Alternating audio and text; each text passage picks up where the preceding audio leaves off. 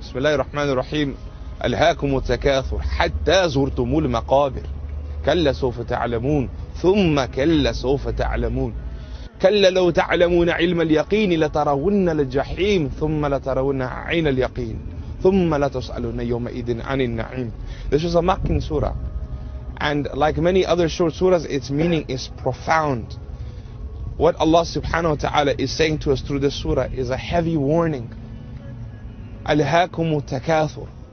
For how long are you going to be busy in your heads, in your minds, thinking of your dunya, chasing the material goods? Even when we came to this janazah, brothers, a majority of us were guilty, thinking, what time will this finish? What time do I have to be at this place and that place? We don't think of our own death here and now. Al-Jum'ah, we came to the Friday prayer, thinking, when is it going to finish? When am I going to leave it? When Yawm al-Qiyamah is going to happen on Al-Jum'ah. How often do Muslims come to the Jum'ah knowing today might be the day of judgment? Today might be the day the clouds will come and Allah will call. But we don't think that. We think it will be delayed and there will be respite further and further. But He says, حَتَّى زُرْتُمُ الْمَقَابِرِ. For how long will you chase these worldly things with each other, competing with one another? حَتَّى زُرْتُمُ الْمَقَابِرِ. Until you visit the grave. And most ulama, they say, you could consider it like this today. We came, we visit the grave of this beautiful brother, may Allah give him Jannah and ease. We came to visit and we will leave and go home. Unfortunately, that's not what the verse is talking about. When Allah says, حَتَّى زُرْتُمُ الْمَقَابِرِ, until you visit your grave, He means your death. But He calls it visit because you will not stay in the grave forever. It's temporary. You will be called out from the grave. You won't stay there. And in another tafsir from Ibn Kathir and others, they say that Allah is threatening you and I. It is a threat. أَلْهَاكُمُ التَّكَاثُرِ. For how long is the dunya going to keep you away from me, in your mind, in your heart? حَتَّى زُرْتُمُ الْمَقَابِرِ. Wait till I get you in your grave. This verse is a heavy verse for you and I to reflect upon. That is Allah going to get us in our grave, or are we going to go to Allah in our grave, as the Shaykh mentioned?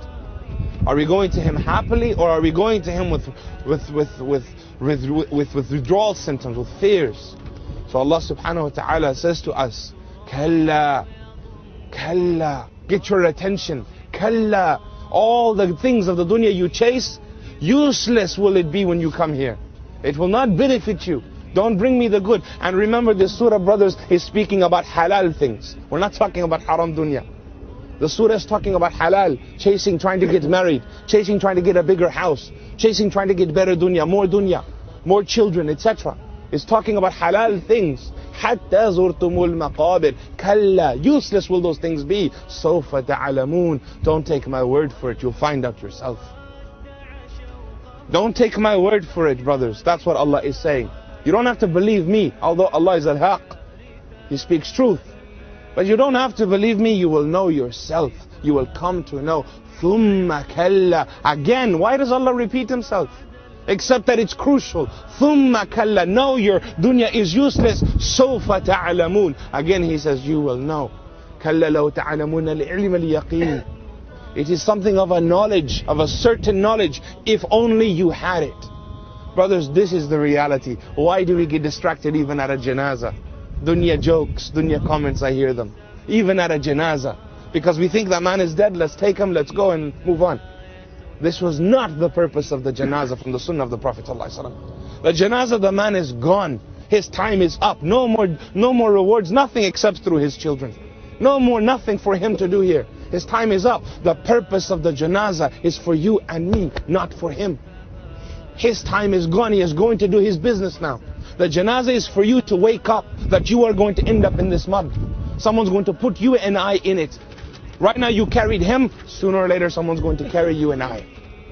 If only you had the certain knowledge of the resurrection, if you believed with yaqeen, and it's left blank by Allah subhanahu wa ta'ala, as if to say, if you did know, you would change your life, you would be different, you wouldn't stay this way.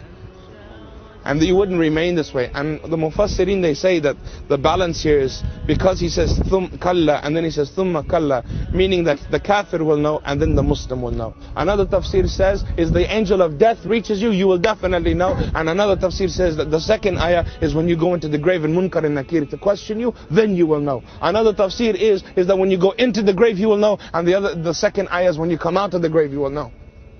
كلا لو تعلمون علم اليقين لترون الجحيم. راعة, from the eye or the heart you will know the fire. لترون الجحيم, you will know the fire whether you like it or not. You will know it one way or another. Either you will know it from a distance protected, or you will know it seeing it, knowing you are going to it. لترون الجحيم ثم لترونها عين اليقين. Again, don't take my word for it. Ayn al-yaqeen, you will eventually see it with your eyes. Again, the Mufassirin, they say, the first ayah is when you hear the fire, and the second ayah is when you are in it.